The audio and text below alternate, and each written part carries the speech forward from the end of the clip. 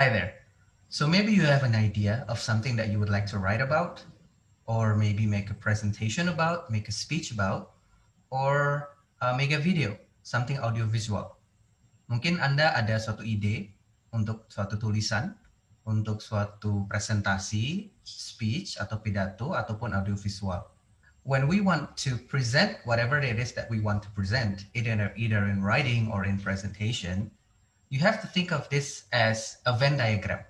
Kita pikirkan dia seolah-olah sebuah Venn diagram, diagram Venn ya, di mana ada dua sisi. Sisi kita sebagai presenter atau penulis atau content creator, dan sisi penontonnya, audiensnya. Kadang-kadang ada sesuatu yang bagi kita menarik. It's interesting for us as a presenter or writer. Namun kalau kita selfish sebagai presenter or writer, kita hanya stuck dengan apa yang menarik bagi kita saja.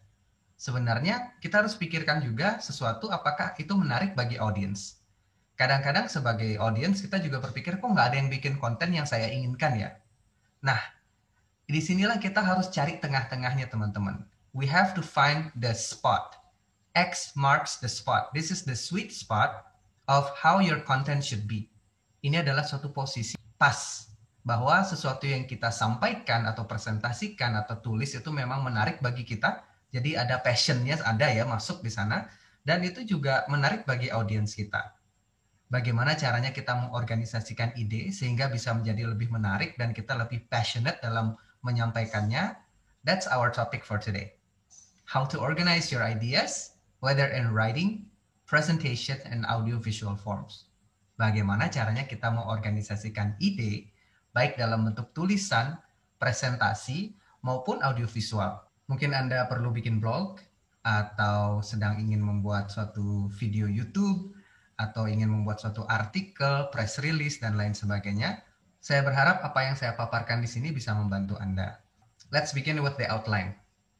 Dalam paparan kali ini, saya akan membahas tujuan-tujuannya. Apa saja sih tujuan orang menulis, mempresentasikan, membuat konten.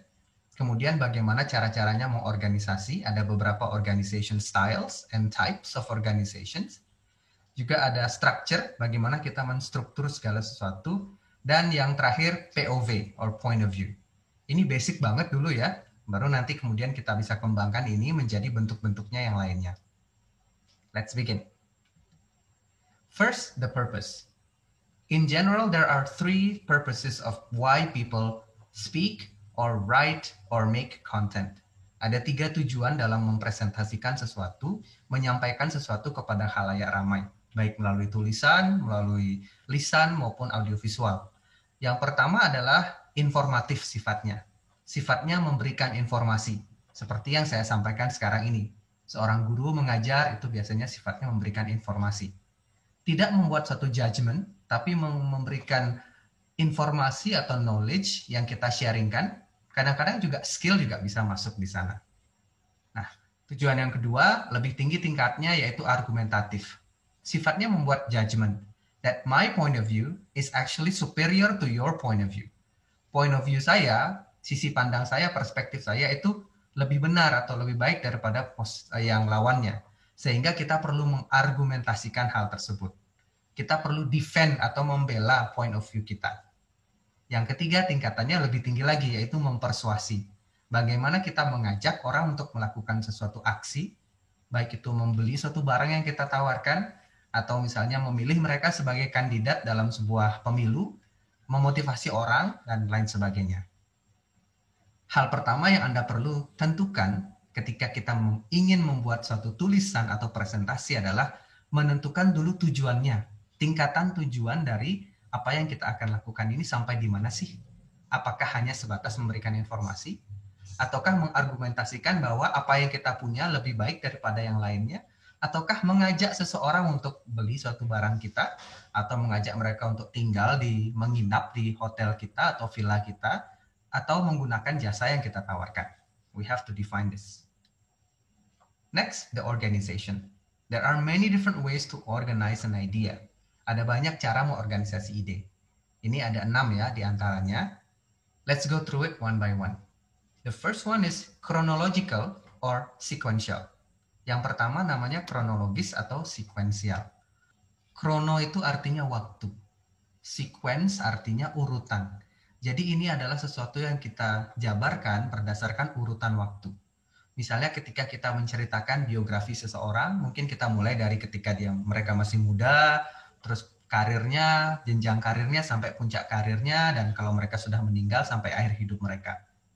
Atau misalnya ketika kita menceritakan tentang bagaimana membuat suatu resep, misalnya bagaimana membuat donat, kita buat adonannya dulu. Tidak mungkin tepung gitu saja digoreng baru nanti dibikin adonannya. Itu kebalik, harus ada sequence. Itu namanya kronologis.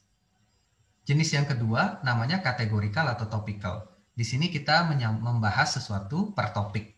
Misalnya ketika Anda membahas tentang berwisata ke Korea dari 3 perspektif. Perspektif pertama mungkin adalah sightseeing-nya, apa objek-objek wisata yang dilihat di sana. Yang kedua mungkin tentang kulinernya. Yang ketiga mungkin tentang shoppingnya. Itu berdasarkan kategori atau topik. Sekarang sering sekali mungkin Anda lihat ya kalau orang bikin video YouTube atau konten blog, mereka menyatakan the 5 most important things atau 5 hal yang Anda harus lakukan ketika Anda berkunjung ke Bali. Hal-hal seperti ini dia kategorikal.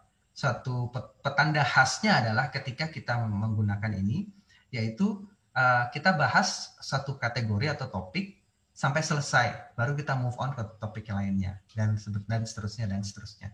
Sementara yang pertama tadi yang kronologis itu kita dia satu kesatuan yang utuh, kita batasi atau kita bedakan berdasarkan urutan waktu.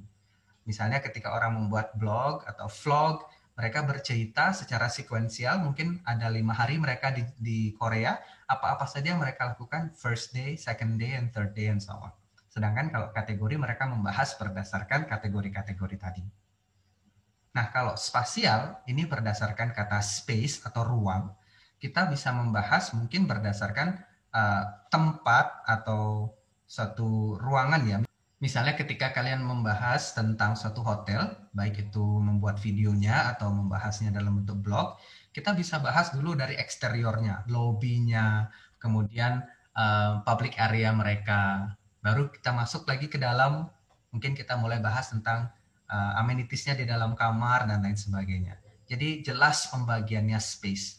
Misalnya ketika kita membahas tentang suatu objek wisata, misalnya keindahan Pura Taman Ayun, kita bahas dari pekarangannya dulu. Kemudian kita bisa membahas tentang indahnya tamannya di sekitarnya. Baru ruangan-ruangan yang orang bisa pakai untuk sembahyang, sampai ke ruangan-ruangan yang maha suci yang tidak sembarangan orang bisa masuk ke dalamnya. Itu spasial. Kalau komparatif ini membanding-bandingkan. Misalnya berlibur ke Korea versus berlibur ke Jepang. Berdasarkan 3 hal tadi. Sudah ada 3 kategori. Misalnya kategorinya sightseeing, kuliner, sama shopping. Nah, Anda punya pilihan. Anda bisa bahas misalnya Korea dulu. Habiskan dulu Korea berdasarkan kategori 1, 2, 3. Kemudian Jepang 1, 2, 3. Di akhir Anda bisa memberikan rekomendasi misalnya ya, based on this 3 kategori, which one is better. Atau kalau misalnya sifatnya informatif saja, tidak membuat judgment, ya udah setelah selesai mempresentasikan, you let the audience make the decision. Ketika kita membuat komparasi, kita bisa per topik. Jadi topik pertama misalnya sightseeing. Oh, kalau di Korea itu ini, kalau di Jepang ini. Kedua, kuliner. Kalau di Korea begini, kalau di Jepang begini. Kalau yang ketiga, misalnya shopping, di Korea di mana-mana saja, terus di Jepang di mana-mana saja. Itu namanya komparatif. Meningkat lagi ke nomor 5, namanya kausal. Ini sebab akibat. Misalnya pengaruh rokok terhadap kesehatan. Pengaruh jangka panjang COVID-19 terhadap penderitanya ke depannya, seperti itu. A menyebabkan B. Dan yang terakhir ada pendekatan problem solution. Misalnya di sini biasanya how to do something. Kita punya masalah di rumah misalnya how to organize your closet. Bagaimana mengorganisasikan lemari kita supaya lebih efektif. Ada problemnya, kemudian ada solusinya. Kalian tentunya sering melihat ya blog ataupun konten-konten di media, di YouTube banyak sekali menggunakan salah satu dari ini. They use one or a combination of this. And in writing also we do this. Dalam sebuah tulisan kita juga harus memilih organisasi mana yang kita akan pakai dalam penulisan kita. Lanjut dengan structure. Ada banyak sih jenis structure, 3 yang saya akan bahas dalam paparan kali ini. Yang pertama namanya inverted pyramid atau piramida terbalik. Yang kedua struktur diamond atau yang berlian. Dan yang struktur naratif. Dimulai dari inverted pyramid. Struktur piramida terbalik ini gunanya adalah untuk benar-benar menyatakan hal-hal yang terpenting kita taruh paling atas. Biasanya dipakai dalam bentuk press release atau berita-berita di media massa. Di mana ketika orang tidak mempunyai banyak waktu untuk melihat segala sesuatunya secara detail, mereka perlu melihat bagian-bagian atasnya saja terlebih dahulu dan mereka sudah bisa cukup mendapatkan informasi utama. The inverted pyramid dimulai dari atas yang paling penting namanya the lead. Di sini ada 5W, 1H. What, who, when, where, why. Maybe the how juga bisa dimasukkan di sini sedikit. Biasanya ini satu paragraf pertama. Kemudian masuk ke dalam body atau isinya. Apa argumentasinya, kontroversinya, story, biasanya juga ada quote-quote yang kita bisa di sini. Kita berikan evidence, kita berikan foto, background, supporting idea, dan lain-lain. Yang terakhir baru detail at the end. Semakin ke bawah, semakin dia mengerucut dan lebih spesifik. Contohnya dalam bentuk press release, ini yang di gambar sebelah kanan ya. Sebaiknya kita mulai press release dengan informasi yang benar-benar penting. Siapa yang mengadakan apa, di mana, kapan, siapa yang membuka, siapa yang hadir, berapa orang yang datang, hal-hal seperti itu. Kemudian baru kita ada source-nya. Mungkin kita di sini menambah kredibilitas daripada press release kita dengan cara meng-quote biasanya orang-orang yang terkenal atau orang-orang yang mempunyai kredibilitas, misalnya pimpinan dalam perusahaan dan lain-lain. Esensial-esensial kita masukkan di sana, baru kita mengerucutkan, dan di terakhir jangan lupa karena ini tujuannya press release ini tujuannya untuk meningkatkan public relations dari perusahaan kita menyampaikan sesuatu tentang perusahaan kita mengajak mereka membeli produk kita atau sesuatu yang kita ungkapkan untuk menambah esensi, kredibilitas, dan nama baik dari perusahaan kita. Itu disebut dengan metode inverted pyramid. Ketika Anda membuat satu konten atau news advertorial seperti ini yang bisa kalian terapkan. Hal-hal paling penting taruh paling atas dulu, baru kemudian mengerucut dan seterusnya. Jenis yang kedua disebut sebagai the diamond. Diamond ini kita mulai dengan sesuatu yang spesifik dulu. We start with something like a specific example, introduction. Kita mungkin berikan history, background, hal-hal seperti itu. Kita mulai dengan suatu anekdot, mungkin cerita kecil. Baru kita masuk ke poin saya sih sebenarnya apa sih? Misalnya saya bercerita tentang bagaimana suatu ketika saya terbang dari Los Angeles ke Bali. Saya dengan sengaja mencari keribetan supaya saya bisa dapat naik pesawat Airbus A380 Singapore Airlines. Jadi sebenarnya bukan dari Los Angeles saja sih ya, waktu itu saya dari Missouri di Amerika Serikat. Jadi saya harus dari Missouri ke Los Angeles, di sana transfer dari terminal domestik ke terminal internasional karena saya membeli tiket ini segmented. Jadi tiket saya yang domestik saja. Kemudian saya beli Singapore Airlines karena saya pengen naik Singapore Airlines. Kemudian dari sana Singapore Airlines-nya dari Los Angeles ke Jepang, ke Tokyo, dari Tokyo ke Singapura, dan di Singapura saya sengaja memilih penerbangan yang sampai di Singapurnya pagi, kemudian pulang ke Balinya, lanjut ke Balinya sore, sehingga punya saya 1 hari untuk jalan-jalan di Singapura. Nah, itu mungkin cerita singkat saya, anekdotnya. Kemudian saya di sana ingin menceritakan apa? Saya ingin menceritakan sebenarnya ada kalanya konsumen itu sengaja mencari keribetan. Sometimes consumers look for something complicated, for something that they love, some new adventure or something. Dan kadang-kadang konsumen itu bisa bela-belain untuk melakukan sesuatu. Nah, kemudian saya bisa lanjut dengan supporting ideas saya yang lain. Mungkin contoh-contoh dari kehidupan saya yang lain, di mana saya dengan sengaja tanda kutip mencari keribetan untuk sesuatu yang saya punya passion. Mungkin kita bisa cerita di terakhir bahwa ketika konsumen itu punya passion terhadap sesuatu, dia bersedia untuk jungkir balik dalam tanda kutip, jumping through hoops to get what they want. And it's not always about the most convenient thing. Bukan hanya sesuatu tentang yang paling murah atau paling mudah, Tapi dalam hal ini passion menyebabkan kita bersedia untuk melakukan sesuatu yang ribet sekalipun. Nah, di sebelah kanan juga dijelaskan kalau kita membuat diamond ini kita bisa memulai dengan sesuatu yang entertaining dulu.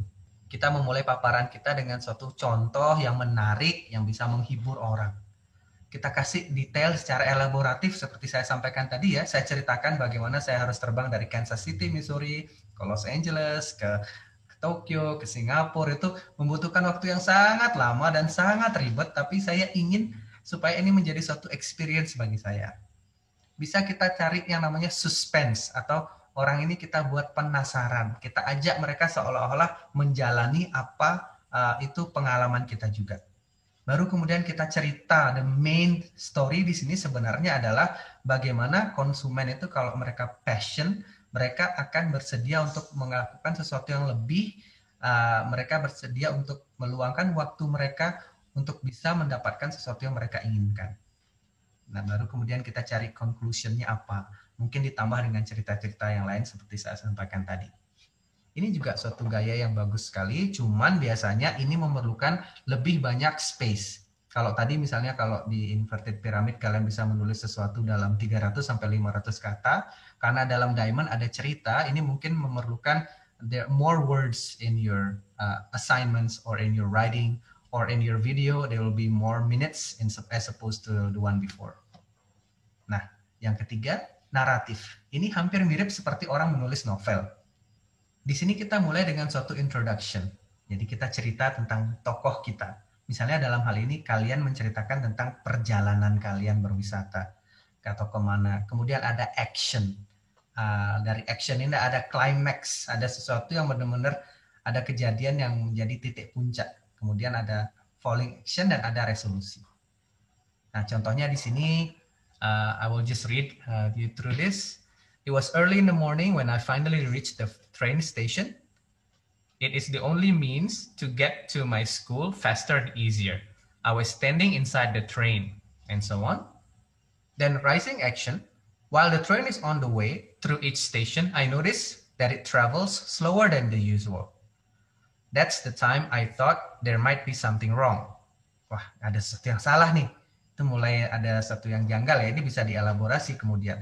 Nah, climaxnya, I tripped and I almost fell on the floor of the train when it suddenly stopped. I realized that I forgot to hold on to the handrails. Mungkin dia bercerita di sini, kenapa ya train ini kok dia pelan? Karena dia pelan mungkin dia nggak pegangan. Akhirnya ketika trennya berhenti dia hampir jatuh dan itu memalukan. Nah, falling action, that really embarrassed me. Di sini mulai kita menyampaikan ada suatu emosi, suatu perasaan, suatu dari pengalaman tersebut. It was really hard for me to recover and get myself back to reality. Lalu denouement, ini artinya resolution. Finally, I reached the destination and I ran down, hurried through the station. Karena dia malu, dia cepat-cepat jalan pergi. Ini contoh ini lebih cenderung dipakai dalam bentuk naratif atau kronologis, sekuensial, ketika kita menceritakan sesuatu ada alurnya. Walaupun kalau kita mau cerita, kita boleh bolak-balik alurnya. Misalnya, sekarang dulu, habis itu ke masa lampau, habis itu balik ke sekarang lagi. Nah, ini sekali lagi pilihan-pilihan kalian dalam menstruktur tulisan ataupun video kalian, presentasi kalian. Nah, yang terakhir adalah point of view. Dalam setiap penulisan pasti ada point of view. Point of view orang pertama, orang kedua, dan orang ketiga. Kadang-kadang kita bisa combine one of the two or three or something like this, tapi kita harus konsisten, teman-teman. Misalnya ketika kita menulis tentang kita punya usaha, website, ya, konten website kita, ketika kita mengajak orang untuk berbelanja di tempat kita menceritakan tentang ini loh usaha kami terdiri dari 3 orang yang passionate tentang donat, seperti itu. Jadi kita bercerita dalam first person. We are 3 girls who are passionate about donuts. We love food and we love making things and we love trying new things. So we are presenting this to you guys. Jadi kita bisa semacam mengundang mereka ke dalam dunia kita dengan bercerita. Itu rasanya lebih dekat ya kalau dalam konten website. Misalnya ketika Anda juga menulis konten tentang website suatu hotel atau villa, kalian bisa pakai perspektif orang kedua. When you stay with us, you will experience this, you will experience that. We will provide you with this and that. Boleh bicara langsung. Nah, biasanya kalau 1-2 ini kita masih bisa join-kan ya. Tapi kalau kita sudah mengambil perspektif orang ketiga, sebaiknya kita konsisten di sana saja. Dalam perspektif orang ketiga ini kita menulis, walaupun itu tentang diri kita sendiri ataupun usaha kita sendiri, sesuatu yang kita sendiri lakukan, kita menulisnya atau mempresentasikannya seolah kita adalah orang lain, orang luar. Jadi misalnya perusahaan ini adalah sebuah perusahaan yang dimulai oleh 3 orang teman yang sangat passionate tentang donat. Mereka bernama A, B, dan C. Bagaimana perusahaan ini dimulai, apa-apa saja yang mereka lakukan, kita seolah-olah mereport bahwa ini loh, mereka punya usaha, padahal mereka itu kita. That's writing in the third person. You have to choose.